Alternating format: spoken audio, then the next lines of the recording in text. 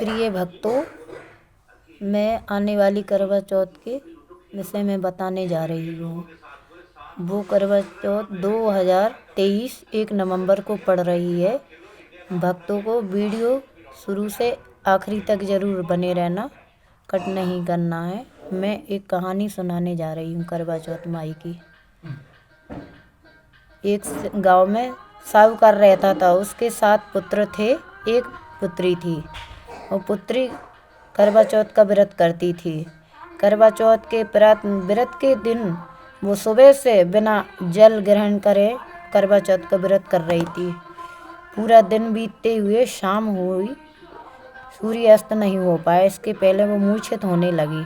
उसके भाइयों ने देखा कि बहन मूर्छित पड़ी है आंगन में, तो उसने अपने बहन को खाना खाने के लिए बोला। बहन बोली, मैं भाई अभी खाना नहीं खाऊंगी, क्योंकि मैं चंद्रमा निकल आएगा तभी मैं अर्घ दे के भोजन करूंगी।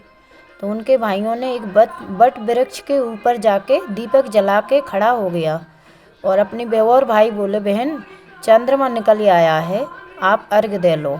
वो उठी अपनी भाभीयों से बोलने लगी, भाभी चंद्रमा निकल आया, चलो अपन अर्घ लगा देंगे। भाभी बोली, अभी ननंद जी आपका ही चंद्रमा निकला है, हमारा चंद्रमा अभी नहीं निकला है। उसने उसको बट वृक्ष की तरफ देखा तो उसने चांद समझ के अर्घ दे दिया। अर्घ दे के भोजन करने के लिए बैठ गई।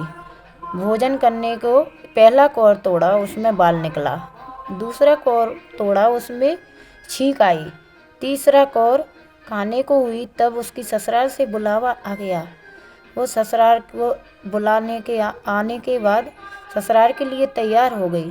ससुराल जाने लगी, तभी उसकी माँ ने अपनी बेटी को विदाई के लिए वस्त्र निकाले तो कुछ सफ़ेद काले वस्त्र उसके हाथों में आ रहे। बार बार उठाते हुए काले और सफ़ेद वस्त्र निकलने लगे।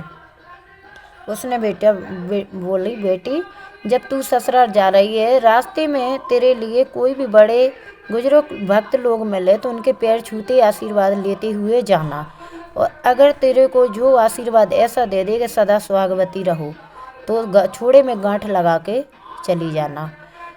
वो चली गई। आशीर्वाद लेते हुए अपने घर के निकट पहुंची। घर के पास में पहुंचकर उसने देखा उसकी ननंद दौड़ी चली आ रही।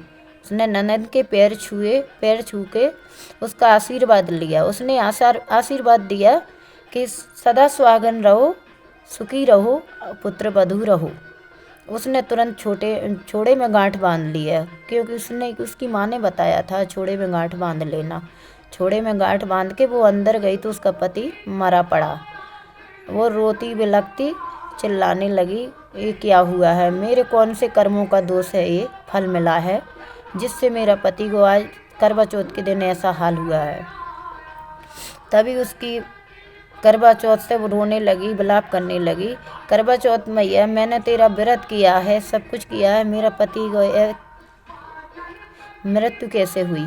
तो करवा चौथ मैया ने कुछ नहीं बोला।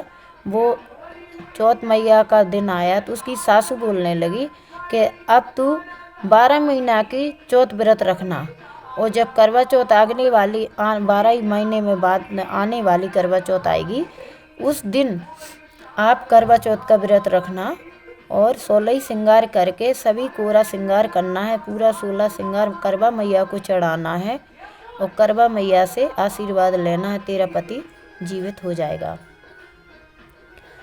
तभी उसने अपनी 12 महीने की करवा चौथ मैया का व्रत रखा। हर चौथ पे व्रत करती और कहती कर वो लो।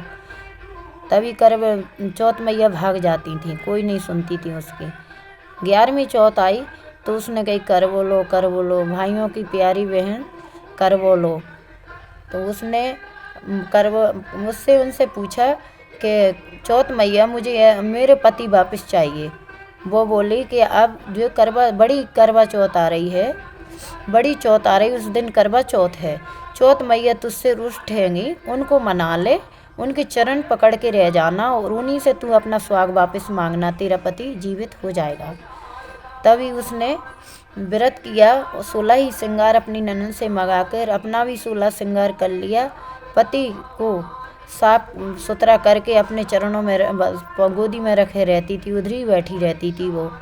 तो 12वीं चौथ में जब करवा चौथ आई है तो उसने अपने पति को सब सुंदर वस्त्र पहना दिए, साफ सफाई करके उसी के पास बैठ गई, 16 ही श्रृंगार रख के। और करवा चौथ के दिन पूजा विधि की, अर्घ दिया। अर्घ देने के बाद करवा चौथ मैया प्रकट हुई। प्रकट होकर उसको आशीर्वाद दिया और उसने उसके चरण पकड़ के रह गई करवा मैया के। करवा मैया ने आशीर्वाद दिया, अपने मांग से सिंदूर निकाला, पैर से माहौर मेहंदी निकाली और उसको सुहागवती का वरदान दे दिया। उसका पति उठकर खड़ा हो गया और जिस झोंपड़ी में वो अपने पति को रखे थी उसी झोंपड़ी में लात मारती हुई करवा मैया चली गई। तो वो अच्छा सुंदर महल बन गया। ऐसी साहूकर की बिटिया को करवा मैया आपने आशीर्वाद दिया, उसका सुहाग अमर करने के लिए दिया है। ऐसी सभी सुहागवती महिलाओं को सुहाग अमर करने का आशीर्वाद देना, सबको सुखी रखना, सबके पतियों की लंबी आयु करना। करवा चौथ मैया की जय।